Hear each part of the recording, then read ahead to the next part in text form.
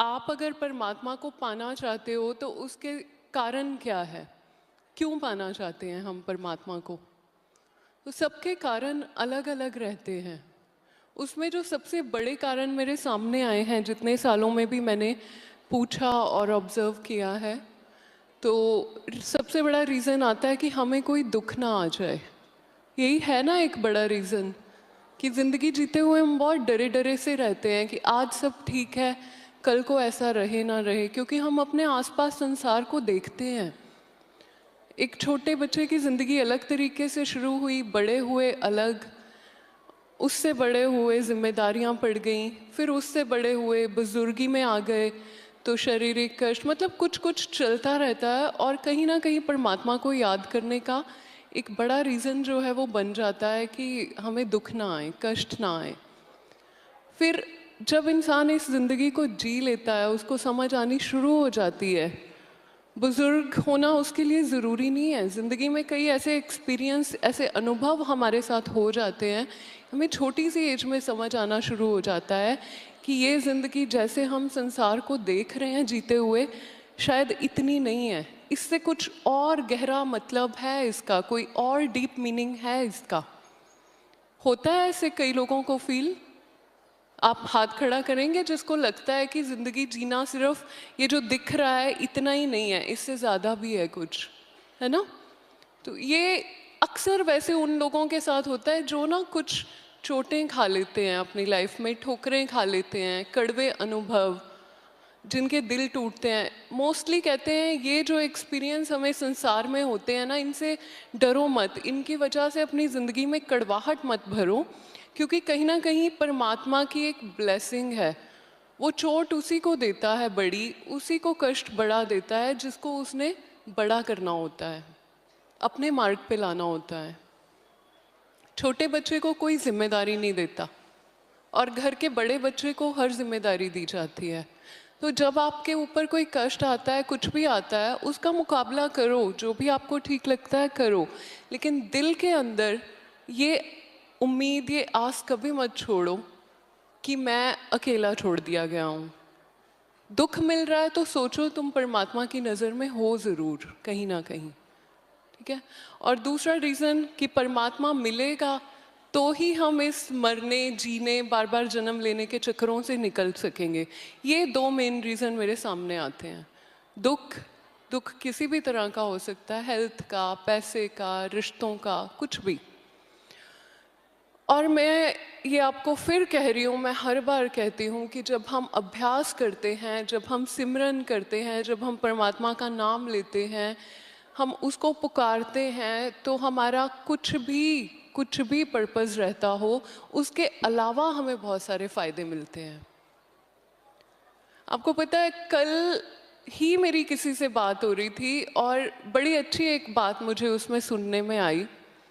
उन्होंने बताया कि उनकी कोई बुज़ुर्ग हैं रिश्तेदार, और उनको डिमेंशिया की प्रॉब्लम हो गई है। डिमेंशिया जैसे कि आप बुज़ुर्ग हो जाते हैं तो भूलने लग जाते हैं बातों को, उसको डिमेंशिया कहते हैं। तो वो मुझे बता रहे थे कि वो बात करते हैं, बड़े अच्छे से करते हैं, और जो ही आप उनकी तरफ से मुड़ के बाहर निकलोगे तो वो भूल जाते हैं कि मेरे कमरे में कौन आया था। उनके शायद बेटे की भी डेथ हो गई, तो वो भूल जाती हैं थोड़ी थोड़ी देर में इस बात को कि उनका बेटा नहीं है। वो ऐसी ही बात करती हैं जैसे वो काम पे गया हुआ है या कुछ। और पता है, उस बीमारी के होने के बाद उन्होंने मुझे बताया उनकी बाकी सारी बीमारियां ठीक हो गई। उनको शुगर थी, उनकी शुगर ठीक हो गई। उनका बीपी हाई रहता था, उनका बीपी भी ठीक हो गया।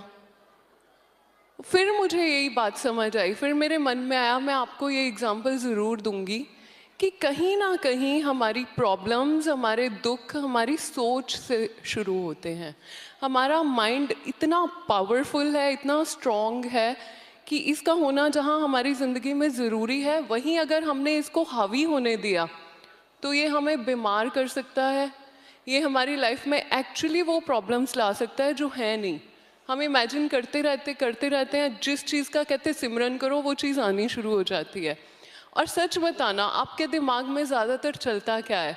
खुशियाँ, शुक्रिया उस परमात्मा का, या आपके दिमाग में चिंता चलती है? क्या चलता है? चिंता ज़्यादा चलती है ना। मैं भंडारे के दिनों की बात नहीं कर रही। घर में अगर आप सुबह उठे तो कोई ना कोई चिंता, रात को सोए तो कोई ना कोई चिंता, बच्चों को देखते ही थोड़ी देर खुश हुए फिर इनकी चिंता। जो सिमरन करोगे वो आप अपने अंदर अपनी ज़िंदगी में इनवाइट करोगे। ये एक मंत्र याद रख लेना। भक्ति करना, परमात्मा का स्मरण करना क्यों ज़रूरी है? क्योंकि सीधी सी बात, ये जो माइंड है ये जिस चीज़ का सिमरन करेगा उसी चीज़ को अपनी ज़िंदगी में वेलकम करेगा, इनवाइट करेगा। तो ये जो एग्जाम्पल मैंने उन बुज़ुर्ग माता जी की आपको दी, एक समझ लीजिए बुढ़ापे में आके एक इंग्लिश में कहते हैं ब्लेसिंग इन डिस्गाइज। जब एक आशीर्वाद रूप बदल के आता है। उनकी बीमारी है तो बीमारी, भूलने की बीमारी, डिमेंशिया, लेकिन वो उनके लिए वरदान बन के आया। उसके आते ही उनकी बाकी सारी बीमारियां छूट गई। अगर वो इस बात की चिंता में लग जाती कि बेटा चला गया, जवान बेटा किसी का चला जाए, वो इंसान टूट जाता है, फिर वो कुछ और चीज़ पे फोकस नहीं कर सकता। लेकिन परमात्मा ने उनको बीमारी के रूप में ऐसा आशीर्वाद दे दिया, वो भूल ही गई अपने इस बड़े दुख को, और उनकी जो शुगर वगैरह पहले हाई रहती थी वो उल्टे ठीक होने लग गई, बीपी ठीक होने लग गया। तो कहीं ना कहीं आपको उसके लिए बीमार होने की ज़रूरत नहीं है। जब हम बार बार मेडिटेशन, अभ्यास, सिमरन की बात करते हैं तो कहीं ना कहीं आपके पास ये टूल, ये हथियार खुद से है कि आप खुद फैसला ले सकते हैं कि मुझे अपने इस कॉन्शियस माइंड को, इस जागृत जो दिमाग है, इसको कितनी पावर देनी है, कितनी ताकत देनी है। ताकतवर तो ये बहुत है, लेकिन हमारे पास वो बटन है जहां हम इसकी पावर को स्विच ऑफ भी कर सकते हैं। और वो सबसे बड़ा हथियार कौन सा है? अभ्यास, मेडिटेशन, सिमरन। हम बिना बीमार हुए, बिना कोई नुकसान किए खुद का, कॉन्शियस माइंड से, इस जागृत मन की अवस्था जो हर वक्त हमें मजबूर करती, सोचे जाओ सोचे जाओ सोचे जाओ सोचे जाओ, और फिर हम थक जाते हैं, फिर हमारा बीपी हाई रहना शुरू हो जाता है, हमें नींद आनी बंद हो जाती है। इस चीज़ से बचने का, कॉन्शियस माइंड से दूर जाने का, ब्रेक लेने का एक बहुत अच्छा उपाय है मेडिटेशन। उसका दूसरा सबसे बड़ा फायदा पता क्या? हमारे अंदर एक अवचेतन मन होता है। आप लोगों ने सुना होगा ना, मेरे अंदर से आवाज़ आई, मुझे अंदर से प्रेरणा आई। वो अंदर कौन है? वो कोई अलग तो नहीं है, मैं विभूति हूँ, लेकिन मेरे अंदर कौन बैठा है जब मुझे अंदर से आवाज़ आती है? वो कोई अलग विभूति तो नहीं है, वो मेरा खुद का अवचेतन मन है। इसको हम सबकॉन्शियस माइंड, आत्मा, सब कुछ कहते हैं। तो जब हम मेडिटेशन में उतरते हैं तो हमारा ये जो चेतन मन है ना, ये जो दिमाग चलता रहता है, आंखों ने देखा, उसने ये कपड़े पहने हैं, उसको गुस्सा आ रहा है, इससे हम थोड़ी देर ब्रेक लेते हैं। और जब हम भीतर उतरते हैं तो जो परमात्मा की रोशनी, जो आत्मा इतनी समझदार है, हज़ारों जन्म हम ले चुके हैं, वो सारी विजडम अपने साथ लेके चलती है। वो कहीं खोती नहीं है। विजडम जो हम पीछे जी के आए हैं वो कहीं खो नहीं गया, वो आज भी हमारे भीतर है। लेकिन भीतर जाता कौन है? हम तो इसी में बिजी हो गए ना जो हम इस जन्म में बन के आए। जब आपने इसको स्विच ऑफ करना और भीतर की रोशनी को देखना और भीतर की आवाज़ को सुनना शुरू किया, तो परमात्मा उस आवाज़ के रूप में आप तक पहुंचता है खुद। तो चेतन मन से छुटकारा और अवचेतन मन से सलाह लेना, उनकी बात सुनना, वो जो स्टेज आती है वो है मेडिटेशन की स्टेज। आप लोग जाना चाहेंगे उस स्टेज में? गुरु के साथ जुड़े रहना क्यों ज़रूरी है? क्योंकि गुरु आपको ये बात बार बार याद करवाते रहते हैं। संसार जो है ना, ये बहुत पावरफुल है। जब आपकी आंखें और कान संसार की तरफ लगते हैं तो ये फिर आपको कहीं और नहीं जाने देता। कहते हैं ना, काल की ताकत सबसे मजबूत है, ये आपको कहीं और नहीं जाने देती। आप तड़प रहे हो, आप समझ रहे हो कि आपका दुश्मन कोई और नहीं है, आपके अपने ही भीतर बैठा है जो निरंतर सोच चलती है, या आप गलत फैसले लेते हो लेकिन आप भूल जाते हो। तो गुरु के पास आना, सत्संग सुनना, अच्छी बातें सुनना, कीर्तन सुनना, ये सब आपको बार बार याद दिलवाता है कि आप जो दिखते हो आप वो नहीं हो, आप इससे बहुत ऊंचे हो, आप इससे बहुत शक्तिशाली हो, आप उस परम पिता का अंश हो, तो आप कम नहीं हो सकते। घोड़े का बेटा घोड़ा कहते हैं ना, ज़्यादा नहीं तो थोड़ा थोड़ा।